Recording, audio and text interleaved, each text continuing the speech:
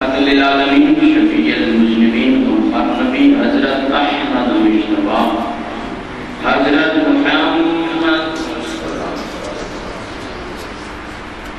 صلی اللہ تعالی علیہ وعلی آلہ واصحابہ وبارک وسلم کی احکام ہدیہ درود و سلام پیش کریں.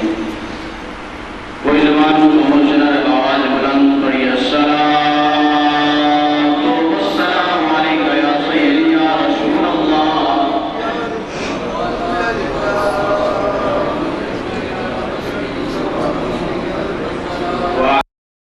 مدینے میں آمنہ دا چند بھی روشن تھی آنے نے میں دیکھیا آسمان دے چند اے زیادہ سونا ہے یا زمین دا چند زیادہ سونا ہے. آسمان دا چند زیادہ حسن والا ہے یا ابو بکر دا چند حسن والا ہے. آسمان دا چند زیادہ حسین ہے یا علی دا چند زیادہ حسین ہے.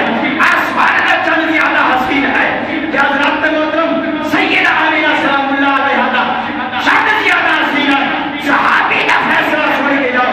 صحابی فرماتے ہیں میرا ایک فیصلہ ہے آسمان دا چند مصطفیٰ دے حسن دے سامنے کچھ بھی نہیں ہے. ایڑا حسن چہرہ مصطفیٰ دے ہے یعنی چمک حسن مصطفیٰ دے ہے. حضرت ابو ہریرہ رضی اللہ تعالیٰ عنہ توجہ ہے آپ فرماتے ہیں ما رأيت أحسن من وجه رسول الله صلی اللہ علیہ وسلم. فرماتے ہیں میں سرکار کو زیادہ سونا کو دیکھیں گے. سرکار کو زیادہ سونا بولو تو صحیح نا. اگلی گل سن فرماتے ہیں آسمان دا سورج ایویں لگتا ہے کہ تیرے تے میرے نبی کے چہرے وچ تیر رہے ہیں. آسمان دا چند آسمان دا سورج نبی نے چہرے میں جاری کے سالیے صحابہ یزید شام تے کل مکا چھڈو کہ آسمان دے چند ہوئے کہ آسمان دے تارے ہون کہ آسمان دا سورج ہوئے کہ جو کبھی نکلتے ہیں مصطفیٰ دے پیر کی تلیل کو سنڈا کے نکلتے ہیں. صحابہ یزید شام محمد علی کا روچی کا سبحان ہجرت کی رات حضرت ابوبکر صدیق رضی اللہ تعالیٰ عنہ تے سونا نبی بولو تو صحیح جا رہا ہے سفر میں رستے میں ایک خیمہ آیا. خیمہ سی حضرت ام مابد میں عاشق تو بولو نا سبحان ام مابد دا صدیق اکبر نے آکے ام مابد کو اسی مسافر ہے تو انہوں نے خیمہ رستے میں سی بالکل اس نیت نال بنایا سی تاکہ جڑا مسافر لگے گا انہوں اسی دودھ بھی پیش کرا گے کھانا بھی پیش کرا گے خدمت کرا گے مسافر.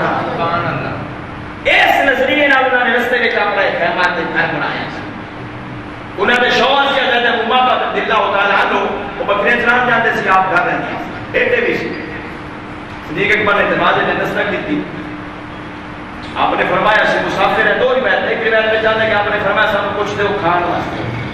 ایک روایت میں چاہتے ابو بکر صدیق نے آخیا کہ اسی کچھ لینا ہے پیسے نال سانو کچھ دودھ دے کوئی چیز دے تو کھانا نہیں. دو روایتاں موجود ہیں. حضرت ام مابد رضی اللہ تعالیٰ عنہ نے فرمایا میرا شوہر بکریاں لے کے دور گیا چران واسطے پھر رات کے گھر وچ کچھ نہیں. تھوڑی دیر بعد میرا شوہر آئے گا بکریاں چر کے آ جانی ہے دودھ بھی ہوئے گا تو انشاءاللہ تمہاری ضیافت بھی ہوگی.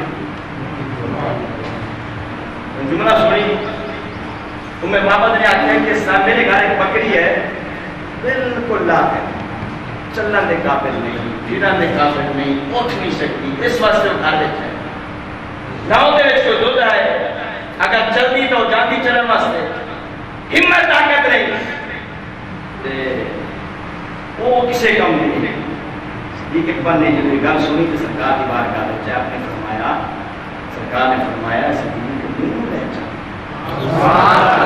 بولو تو صحیح مینوں تے لے جا کیڑی بکری ہے مینوں ویکھ کے نہ اٹھے. سامنے جی احتشام سید الانبیاء رحمت للعالمین صلی اللہ علیہ وسلم ام مابد کے گھر تشریف لے کے آئے. جدو ام مابد نے مصطفیٰ کا چہرہ ویکھیا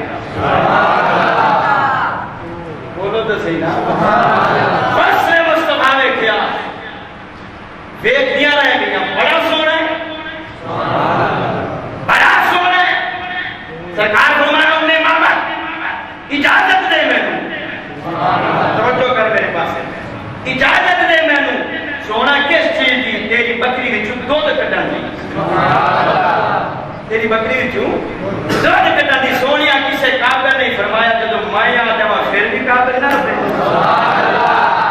میں عمل دے قابل نہ رہے اجازت دے مینوں اجازت مل گئی سامنے یہ شامل مختصر سرکار ہے سید الانبیاء نے اپنے ہاتھ مبارک کے اللہ فرماوے جب اللہ فوق ہے وہ ہاتھ